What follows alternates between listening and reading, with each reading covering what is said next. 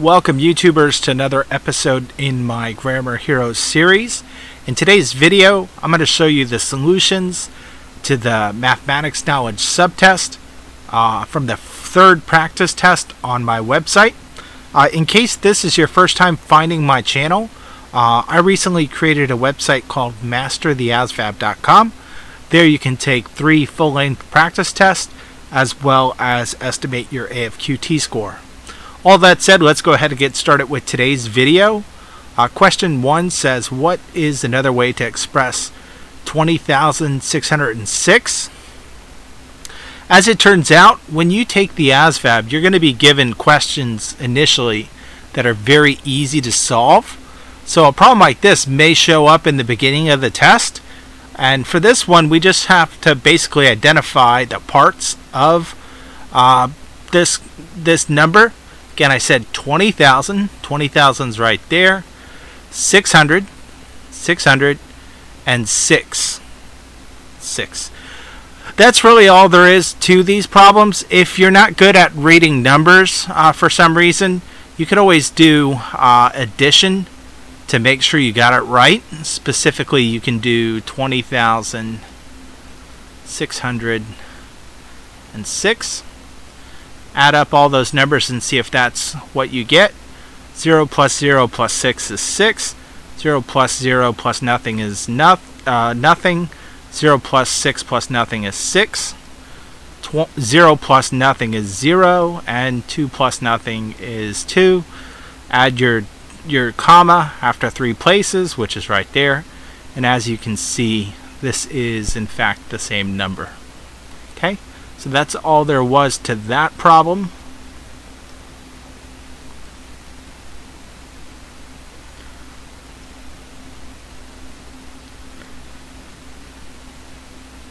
And again, since this is the mathematics knowledge subtest, you have to know a lot of formulas and definitions to do well on this section. For example, number 2 says in a triangle, angle A is 50 degrees, angle B is 30 degrees. What is the measure of angle C? To do this problem, you have to know that there are 3 angles in a triangle.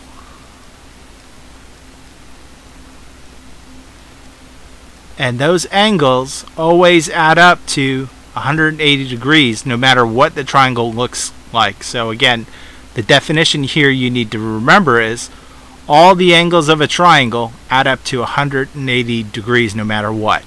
So in this case, we can go ahead and do a little sketch if we need to. We're told one angle is 50 degrees, another angle is 30 degrees, and we're being asked to find what the third angle is. In this case, they call it angle C. And again, we can use this definition to work this problem out.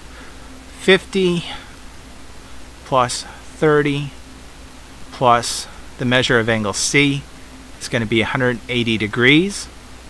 50 plus 30 is 80 plus C is going to be 180 degrees. Subtract 80 from both sides to get C by itself. This crosses out. 180 minus 80 is 100. Therefore, we know that the measure of angle C is going to be 100 degrees, which is right there. Again, there are 180 degrees in all triangles.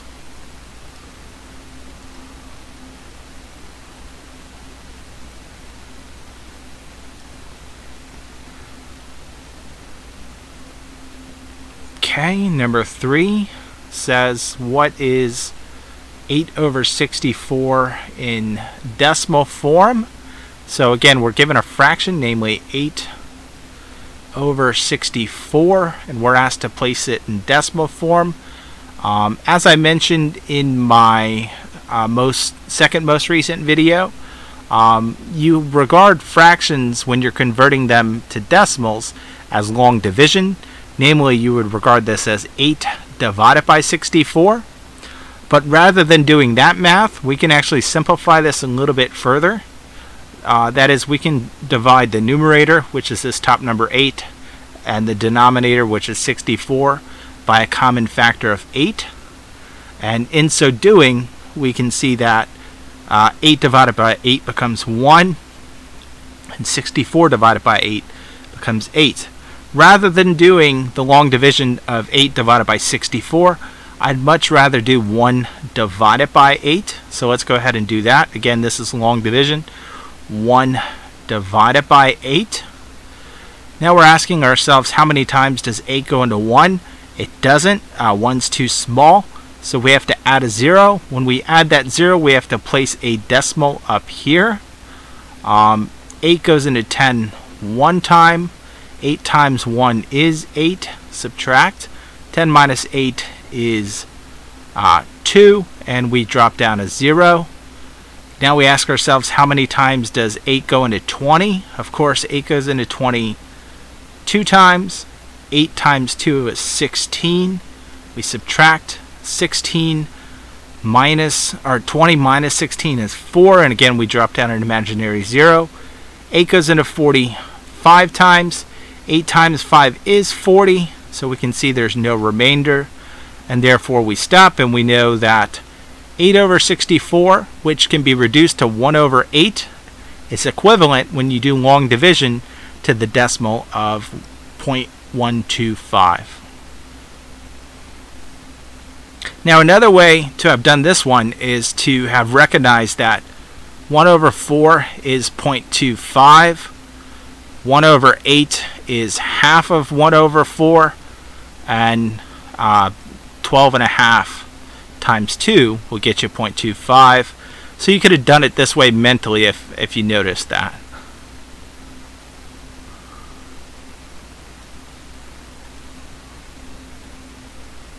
Okay, we'll go ahead and move on to the next one.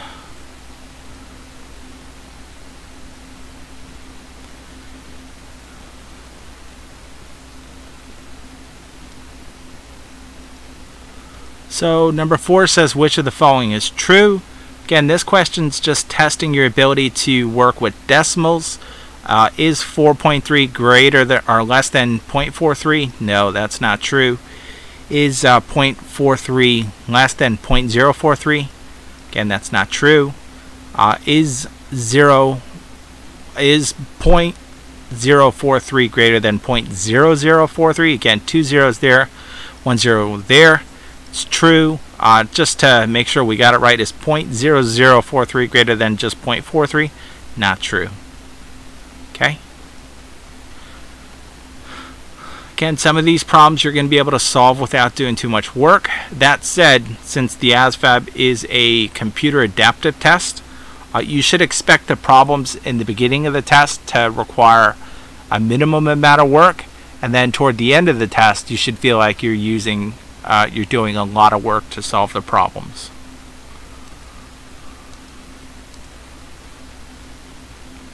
Okay, number 5 says triangles RST, which is this one here, and MNO, which is this one here, are similar. What is the length of line segment MO, which is this right here? Whenever triangles are referred to as being similar, you can always automatically start thinking about proportionality. In my view, similarity and proportionality are interchangeable terms. So in this case, to solve it, we can go ahead and set up a proportion. Again, this side to this side, 2 to 4 equals 5 over x. Again, this is the bottoms to the hypotenuse. And now we can solve for the proportion by cross multiplying. Again, 2 times x is 2x. 5 times 4 is 20. Divide both sides by 2 to solve for x. This crosses out. We're left with x equals 20 divided by 2, which is 10. Okay. So again, if they give you two similar triangles, always think about setting up a proportion like this and solving accordingly. Now this one, it turns out, was fairly simple. You could have also noticed that 2 times 2 will get you 4. 4 times 2 will get you 8, and 5 times 2 therefore will get you 10. In other words, you could have noticed that this triangle is twice as big as this triangle. and just multiplied 5 by 2 accordingly. Okay, so that's that one.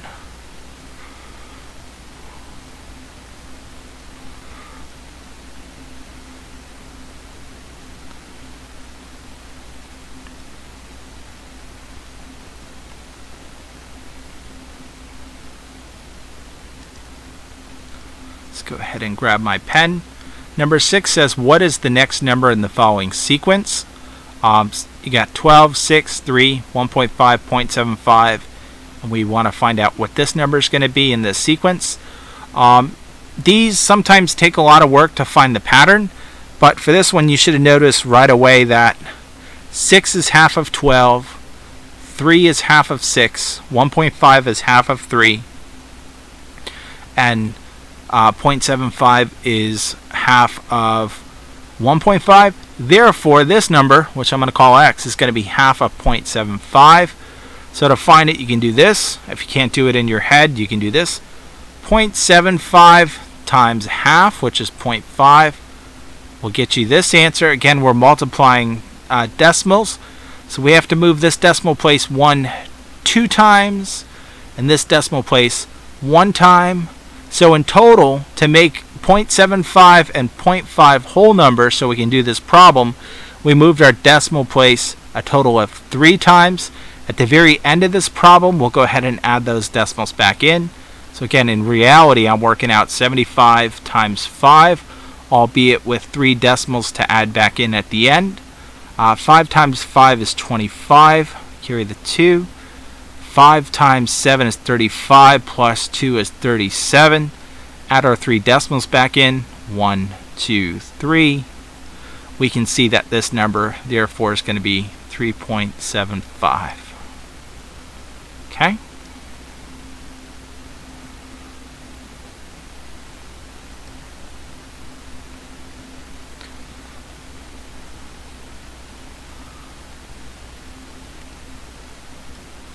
Alright, number 7 says, which of the following fractions is the largest? And we're given all these different options. Right away, we should know 1/2 is the same as 0.5 or 50%. So we don't have to do any math there to solve that one. As I've mentioned in a few videos already, we can go ahead and tackle this one next, namely 200 over 1,000. Whenever you have anything divided by 10, 100, or 1,000, you shift the decimal according to how many zeros there are in the number in the bottom. So in this case, the decimals here, there's 1, 2, 3 zeros in 1,000. So we're going to shift this 1, 2, 3 times. 200 over the 1,000, therefore, is the same as 0.200, which is the same as 20%. So this one's 0.2 or 20%. Clearly, 50% is greater than 20%. So far, we know that that is not the correct answer choice. Let's do 6 over 8 next. And again, if you don't have 10, 100, or 1,000 in the denominator, you do have to resort to doing long division. In this case, we're going to regard 6 over 8 as 6 divided by 8. So this is going to be the equivalent of 6 divided by 8. So now the question is, how many times does 8 go into 6 without going over? 6 is too small, so we have to add a 0. By adding that 0, we have to bring a decimal up there. Now the question is, how many times does 8 go into 60 without going over? It goes into 67 times. 7 times 8, of course, is 56. 60 minus 56 is 4. Add an imaginary 0. 8 goes into 45 times. 8 times 5, of course, is 40. 40 minus 40 is 0. So we know that 6 over 8 is the same as 0.75 or 75%.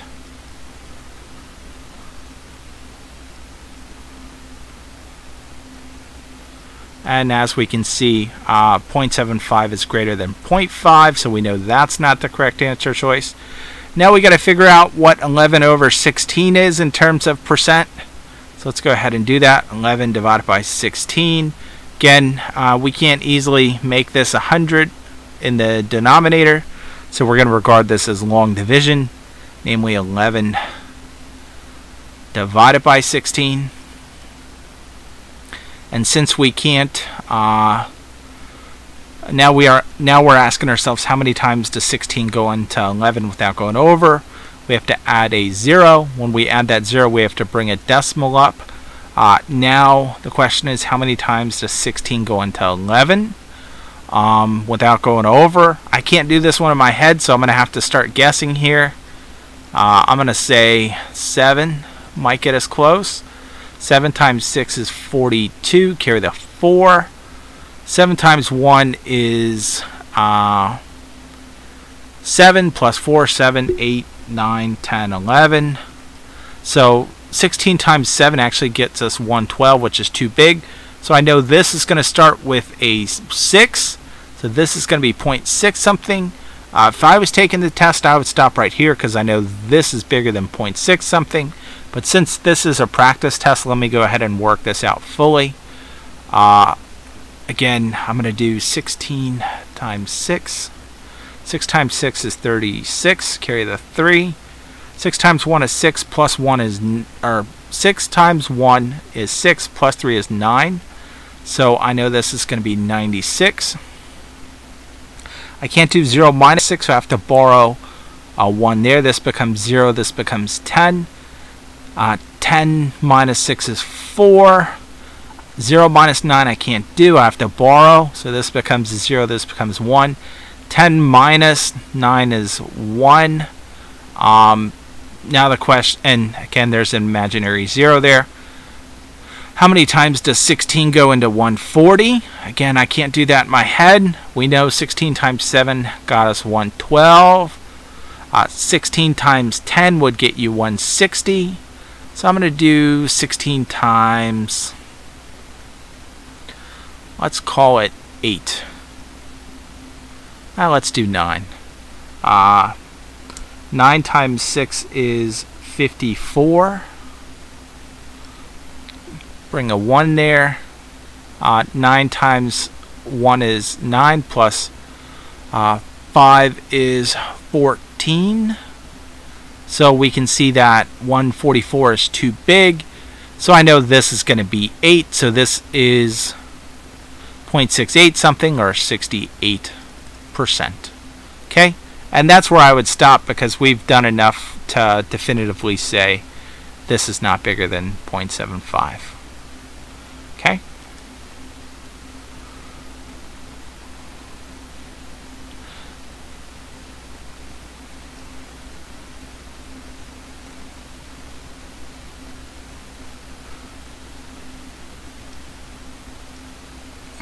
Number 8 says, what is the area of a circle that has a radius of 23?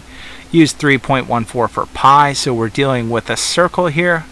Let's go ahead and make a little sketch. We're given its radius, which is from one edge to the middle of the circle. We're told that that is 23. We want to find the area, so we need to be familiar with the formulas for circumference of end area for the mathematics knowledge subtest. Area of a circle is pi r squared. Okay. So we're going to go ahead and plug things in. Again, we're told to use 3.14 for pi, so that's going to be 3.14. The radius we're told is 23, so we'll plug that in for r, and that's squared, of course. Again, just to make sure everyone's on the same page, this is 3.14. 23 squared is the same as 23 times 23. So let's go ahead and work that out. 23 times 23. 3 times 3 is 9. 2 times 3 is 6. We're starting this number, so we have to add a 0 before we begin. 2 times 3 is 6. 2 times 2 is 4. Let's add. 9 plus 0 is 9. 6 plus 6 is 12. Carry the 1. 4 plus 1 is 5. Okay, so again, this is 3.14 times 529.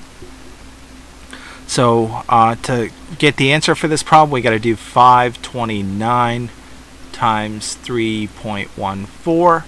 Again, since we're multiplying a whole number by an integer, we have to shift this decimal place 1 2 times. In reality, I'm working out 529 times 314, albeit with 2 decimals to add back into the left at the end. Let me go ahead and fix this 9 a little bit. Again, now we're multiplying a 3-digit integer by a 3-digit integer. It's very easy to make a mistake when you do this, so take your time if you ever have to do this on the ASVAB. 9 times 4 is 36. Carry the 3. 4 times 2 is 8, plus 3 is 8, 9, 10, 11. Carry the 1. 5 times 4 is 20, plus 1 is 21. We're starting this number, so we have to add a 0 before we begin. 9 times 1 is 9. 2 times 1 is 2. 5 times 1 is 5. Okay, we're starting this third number, so we have to add 2 zeros before we begin. 3 times 9 is 27. Carry the 2. 3 times 2 is 6, plus 2 is 8. And 5 times 3 is 15. Let's add. 6 plus 0 is 6. 1 plus 9 plus 0 is 10, so we have to carry a 1 here. 7 plus 2 plus 1 is 10, plus 1 is 11. Carry the 1. 8 plus 2 is 10. 5 plus 1 is 6, so we know this is 16 with 1 to carry. 5 plus 1 is 6, and 1 plus nothing is just 1. 2 decimals to shift into the left, 1, 2.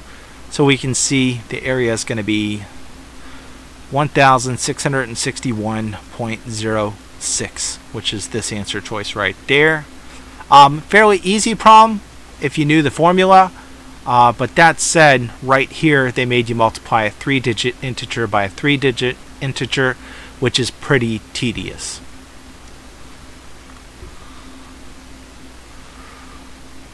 Okay, let's go ahead and move on to the next problem.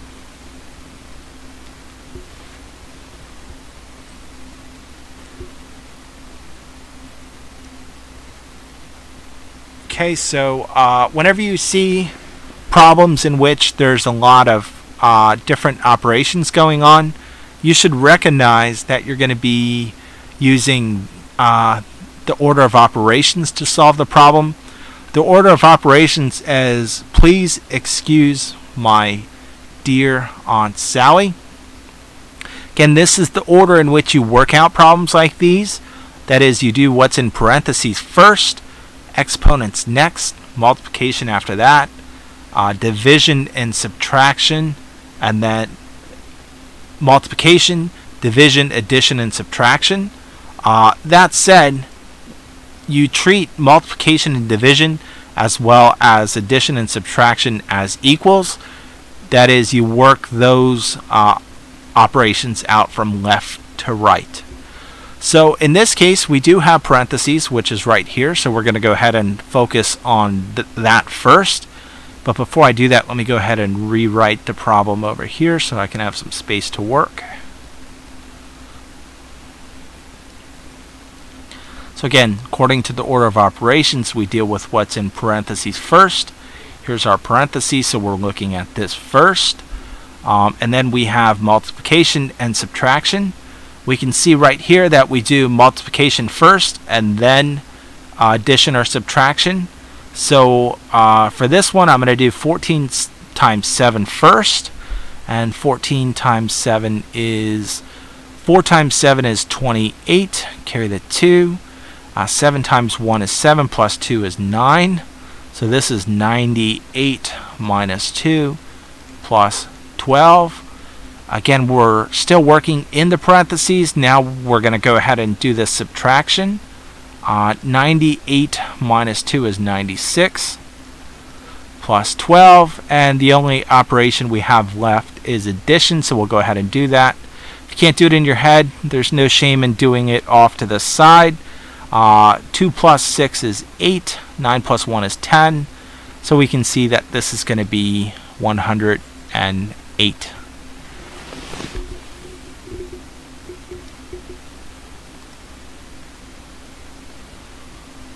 All right.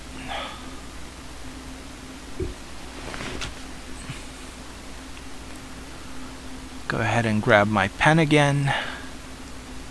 Number 10 says, on the number line below, point L is to be located halfway between points M and N. What number will correspond to point L? So again, point L is going to be somewhere halfway between M and N. We have to recognize that M is at -3 and N is at 2.5, and we're basically being asked to find the midpoint between these two, and the formula to find the midpoint is x1 plus x2 divided by 2. That is, you take the points that you're given, plug them in, and divide them by 2. You basically average them. So this is what this is going to look like. Again, I'm going to regard -3 as my x1 and 2.5 as my x2. Again, that's going to be divided by 2. Let's keep working this out. -3 plus 2.5 is going to be -0.5. Again, divided by 2. 0.5 divided by 2, or -0.5 divided by 2 is going to be -0.25. If we take a look at our answer choices, we can see they're in fractions. So we have to recognize that -0.25 is the equivalent of -1/4. Okay? And as I said in all my videos, you have to be comfortable going from decimals to fractions, especially for the common decimal to fraction conversions. Again, let's do them positive. 0.25 is the same as 1/4. 0.5 is the same as 1/2. 0.75 is the same as 3/4, and 2/3 is the same as 0.66 repeated. 1/3 is the same as 0.33 repeated. Again, you have to be comfortable going back and forth. And to do this part right here, you also have to be familiar with the signs chart, which is the rule that tells you what happens when you do a negative divided by a positive. Again, this is, let me go ahead and put the signs chart up for you, in case you haven't seen it in a while. Again, if you have a positive times a positive, the result's going to be positive. If you have a positive times a negative, the result's going to be negative. If you have a negative times a positive, the result's going to be negative. And if you have a negative times a negative, the result's going to be positive. This also works for division. So if you have a positive divided by a positive, the result's going to be positive. If you have a positive divided by a negative, the result's going to be negative. If you have a negative divided by a positive, the result's going to be negative. If you have a negative divided by a negative, the result's going to be positive. In this case, we have -0.5, which is right there. That's a negative, divided by +2, which is right there. So we know our result is going to be negative. More specifically, in this case, it's going to be -1.4. Okay, and again, signs chart is just applicable to multiplication and division.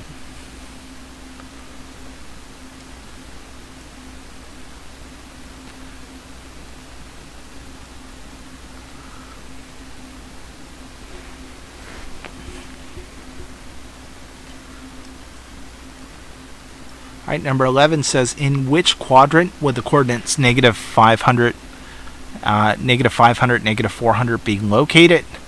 So in this case, we're being asked to identify what quadrant this ordered pair would fall on a number line. The first thing I want to point out is that in any ordered pair, the first one always refers to x, and the second number always refers to y. X refers to how far left and right you go, and y refers to your vertical axis, that is how far up and down you go. Again, this is the vertical axis for y. This is the horizontal axis for x, left and right, up and down. Okay? There are 4 quadrants. This is the first one. This is the second one. This is the third one. And this is the fourth one. If you take a look, let's go ahead and put some numbers on this line so we can actually make some sense of this. This would be positive 10 on the x-axis, negative 10 on the x-axis, positive 10 on the y-axis, negative 10 on the y-axis. Let me put a negative there. So numbers are ordered pairs in quadrant 1. Again, 10's positive for x, 10's positive for y. So we can see that in quadrant 1, all the numbers are going to be positive, positive. In quadrant 2, we can see our x is negative 10. Again, this is the x-axis right here. And our y, however, is positive 10. So in quadrant 2, we can say that all ordered pairs are going to be negative, positive. In quadrant 3, we can see our 10 is negative right there on the x-axis, and our y is also negative, which is negative 10 there. So in quadrant 3, all ordered pairs are going to be negative, negative, and in quadrant 4, we can see our x is positive 10, and our y is again negative 10. In other words, in quadrant 4, all ordered pairs are going to be positive, negative. Okay, in light of that, we can go ahead and answer this problem. We have negative 500, so it's either going to be here or here, and then negative 400y. Again, negative x, negative y, negative, negative puts you in quadrant 3. If you had to, you can go this way 500 and then down 400, which would put you somewhere out there. Okay?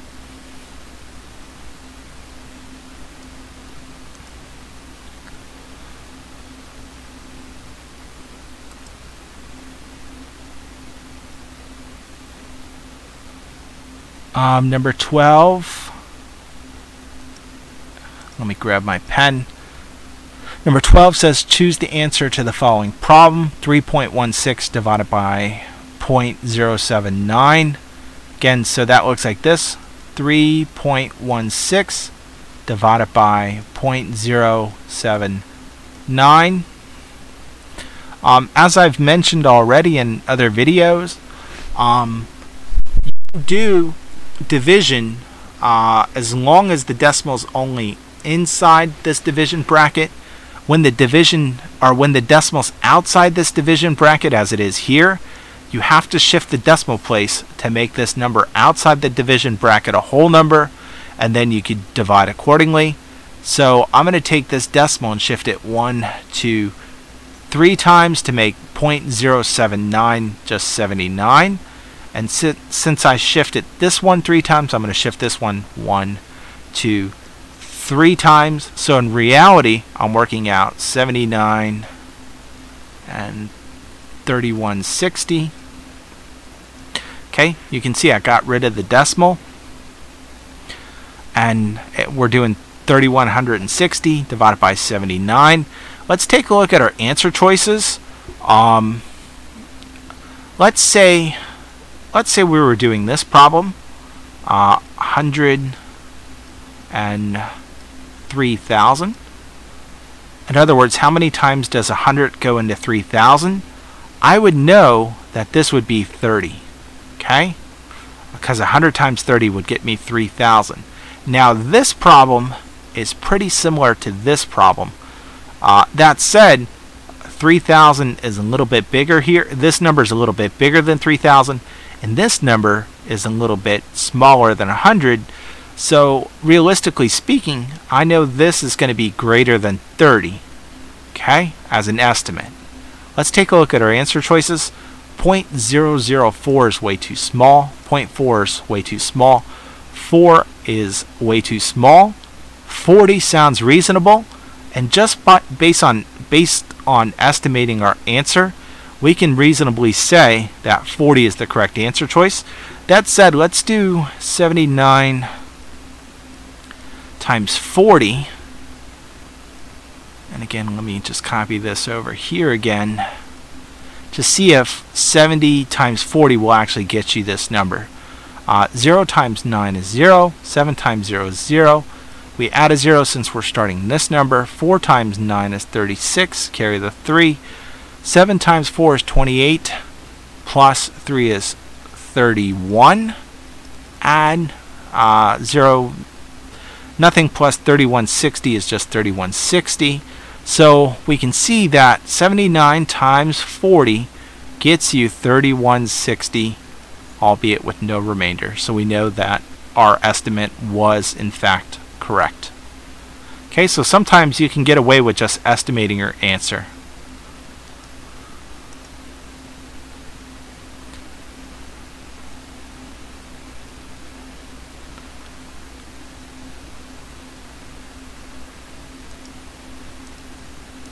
Okay, number 13 says, what is the area of a triangle with a height of 100 inches and a base of 27 inches?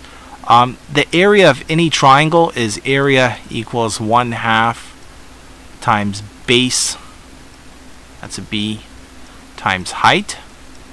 In this case, we're given the height as well as the base, so all we have to do is plug them in accordingly. 1/2, told the base is 27 and the height is 100. So let's keep working this out. I'm actually going to do 100 times 1/2 because I can do that in my head. I know that's 50 times 27.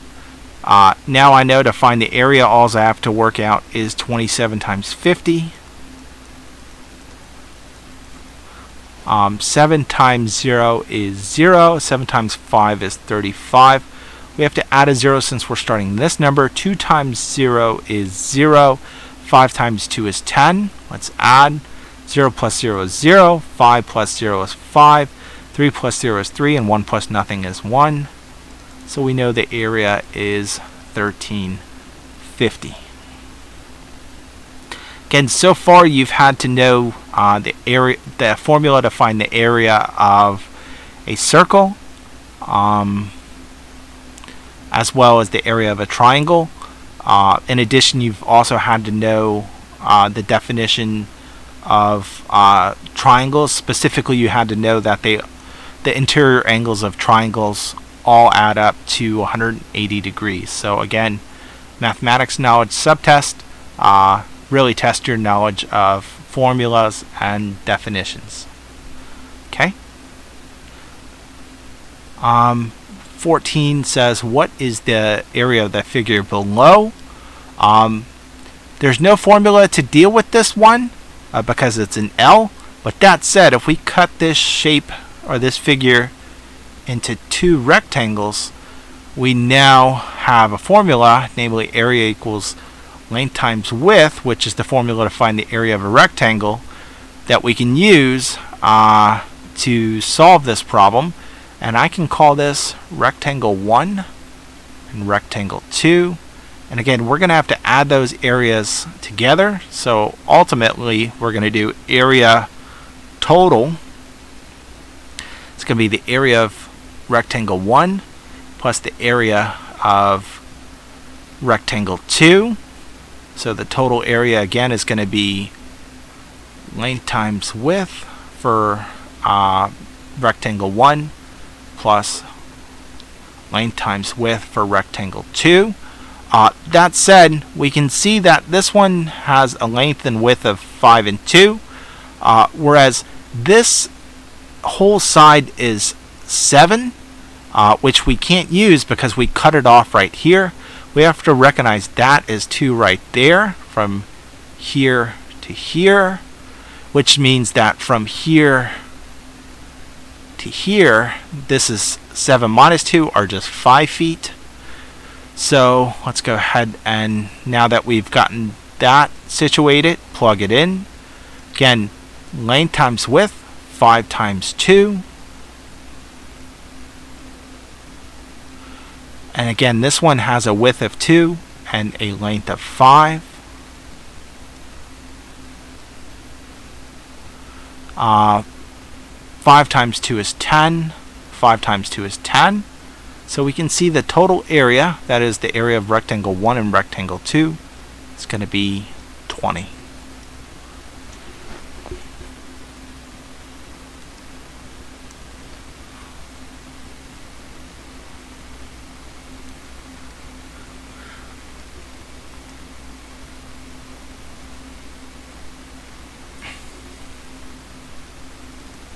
So number 15 is probably the hardest question on this practice test. It says, how much water must be added to 1 liter of a 5% saline solution to get a 2% saline solution? So to do this problem, you have to use some algebra, namely 1 times 0.5, or 0.05, let me start over. 1 times 0.05. Again, this represents 1 liter that has 0.05% or 5% saline solution is equivalent to 0.02 times some X amount of water. And what this equation says is 1 liter times 1 liter times 5% saline solution is equivalent to a 2% saline solution of some X amount of water. So now we would just solve for X by dividing both sides by 0.02, which would cross out. Again, anything times 1 is just itself. So this would just be 0.05. So we're left with X equals 0.05 divided by 0.02. Again, 5 times 1 is just, or 0.05 times 1 is just 0.05. And now we have this problem to work out, namely 0.05 divided by 0.02. Again, that's a long division, 0.05 divided by 0.02. And as I said earlier in this video, you can do division as long as the decimal is inside the bracket. As we can see here, the division or the decimal is outside of the bracket. So we have to shift this decimal place 1, 2 to make that go from 0.02 to just 2. And when we move this decimal, we also have to move this decimal the same number of times. So in reality, we're working out 5 divided by 2 with no decimals. And to do that, let's go ahead and think our way through it. 2 goes into 5 2 times. 2 times 2, of course, is 4.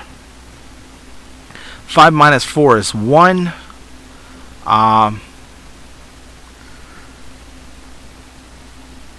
Now we have to say how many times does 2 go into 1. It doesn't, so we have to add a 0. When we add a 0, we add that decimal. Now the question is, how many times does 2 go into 10? And the answer is 5 times. 5 times 2, of course, is 10, so there's no remainder.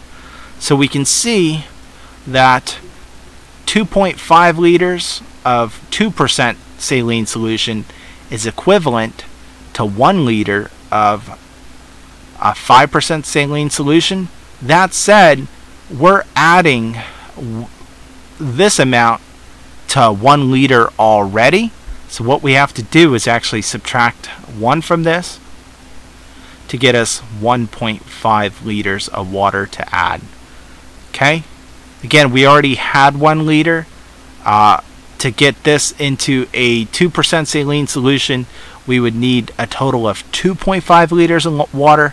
But since we already have 1 liter of water, that means we just have to add an additional 1.5 liters. Again, tough problem. I actually struggled with this one when I was trying to work it out. So if you struggled with this one, do not worry. It's kind of a tough problem.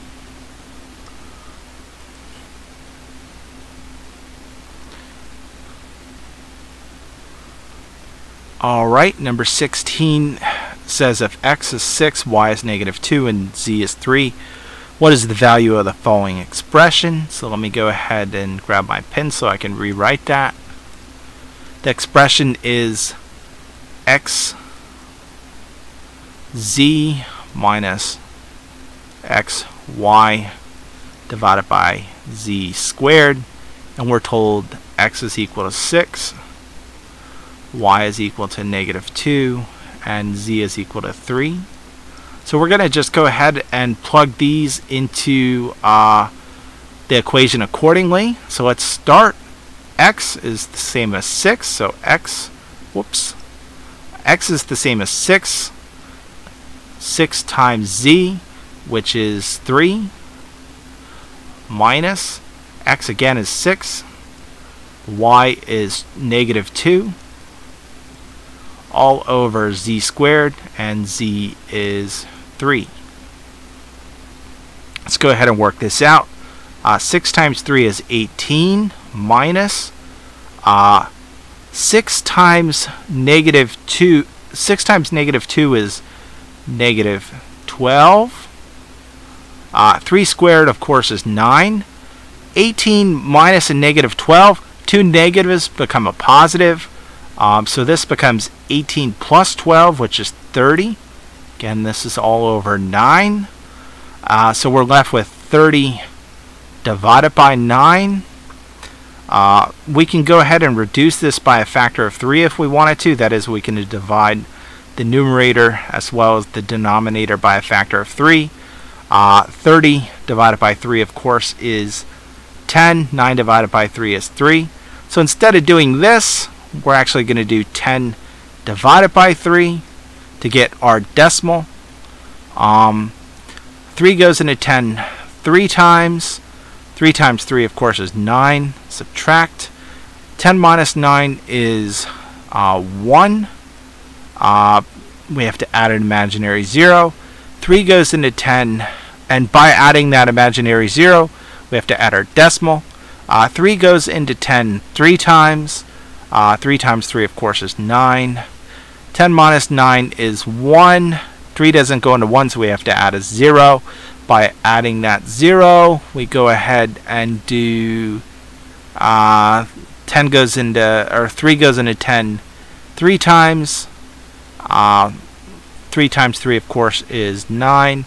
So we can see that this is going to repeat infinitely. So this is going to be 3.333, which is this answer choice right there. So that's all there was for today's video. I hope you found it helpful. As always, feel free to give it a thumbs up if you did. In addition, you can always leave feedback in the comments section below. By all means, if you know anyone preparing for the ASVAB, feel free to share the link to my website as well as the solutions with them. But on that note, I'm going to go ahead and cut you guys loose. Konnichiwa.